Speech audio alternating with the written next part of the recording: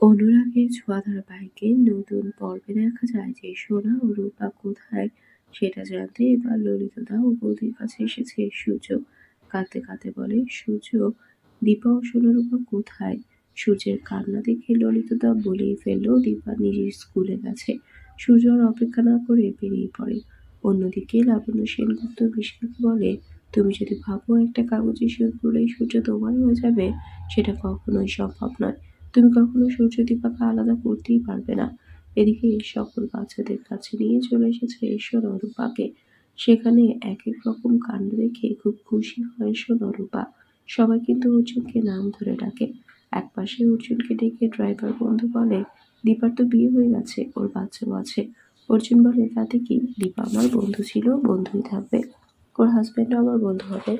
আর আমি যে দীপাকে ভালোবাসি সে কথা ওকে তো বলা হয়নি, আর কখনো সেটা বলা হবেও না।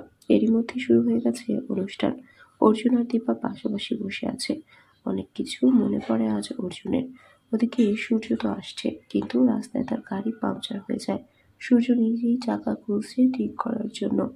এদিকে ততক্ষণে স্যারের সাথে দেখা করে স্যারকে প্রণাম করে নিজের পরিচয় দিল অর্জুন ও দীপা। স্যার রসিকতার ছলে বলে, তো তোমাদের মতো বউন্ডুলে ছেলের কপালে দীপার মতো বউ জুটলো কি করে? কথাটা শুনেই চমকে ওঠে সবাই। তাহলে কি বলবে এবার দীপা? সূর্য কি ততক্ষণে চলে আসবে? বন্ধুরা, তোমাদের কি মনে হয়? এক্ষুনি একটি লাইক দিয়ে এবং কমেন্ট করে জানিয়ে দাও তোমাদের মতামত।